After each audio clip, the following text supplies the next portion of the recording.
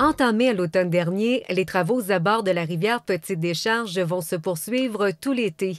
Un investissement de 5,2 millions de dollars qui favorisera la mobilité durable et le transport actif pour les marcheurs et les cyclistes, qui aura plusieurs impacts positifs sur l'environnement et qui revitalisera la rivière. La première phase qui s'est amorcée à la fin de l'automne dernier consistait aux travaux dans le lit de la rivière.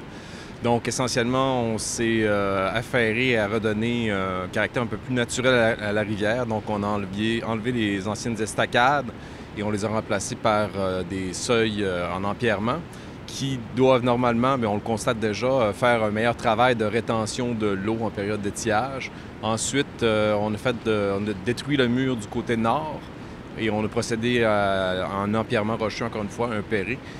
Puis on a empierré également sur la rive sud, donc on a une rivière maintenant qui est un caractère beaucoup plus naturel, plus sinueux, qui retient davantage l'eau. Donc c'était la première phase des travaux là, qui s'est terminée juste avant le début de la crise. Donc on était chanceux, on est arrivé dans les temps au niveau des crues et aussi en fonction de la pandémie.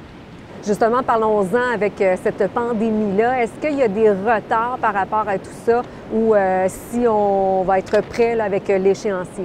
Bien, pour l'instant, on se tient à notre calendrier. Comme je disais, ça n'a pas eu d'impact sur la principale partie des travaux qui étaient les aménagements en rivière. Maintenant, on amorce une deuxième phase qui est celle de ce qui se trouve en rive. Donc, on parle de végétaliser par-dessus les perrés, donc incruster des végétaux à travers les roches.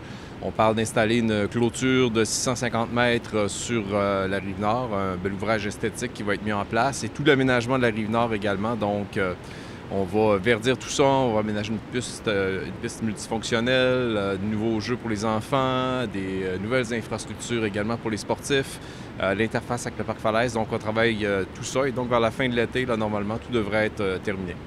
Ça a vraiment des impacts aussi positifs par rapport à l'environnement, tout ce qui est en train de se faire présentement?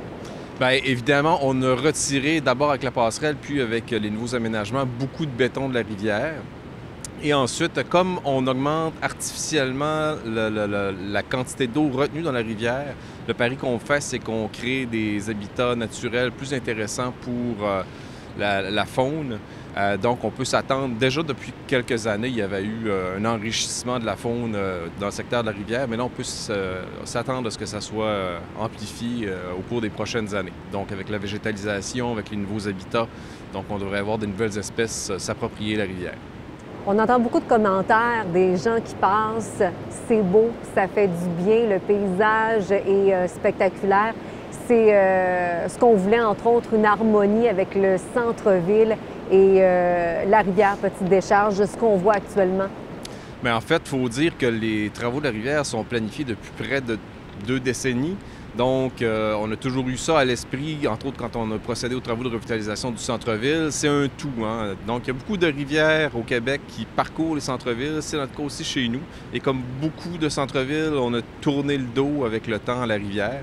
Maintenant, en la rendant plus agréable à l'œil, en en faisant un véritable milieu de vie, en faisant en sorte que les gens puissent l'approprier, se divertir autour de cette rivière-là, bien, on pense qu'on a une super belle interface avec le centre-ville. Donc, on va amener avec le temps, c'est déjà commencé, mais beaucoup plus de commerce à se tourner vers le centre-ville. Un milieu de vie plus agréable aussi pour les citoyens. Donc, je pense qu'on peut miser sur un succès à cet égard-là. Un milieu de vie qui répondra aux attentes de toute la population. On a hâte de se rendre à la fin, évidemment. On a vu c'est certain que de notre côté, on a vu les plans. On y a travaillé fortement, donc on sait de quoi ça va avoir l'air. Il va y avoir des choses vraiment extraordinaires. Je pense qu'il va en avoir pour tous les goûts, pour la famille, pour les sportifs, entre autres choses. On déplace le bâtiment sanitaire du parc Falaise pour le rapprocher de la rivière. Et on va installer aussi des modules d'entraînement particulièrement originaux aussi le long de la rivière. Donc, je pense que ça va donner un petit coup de pouce là, pour que les gens se réapproprient le site. Selon l'échéancier, les travaux devraient se terminer d'ici la fin de l'été.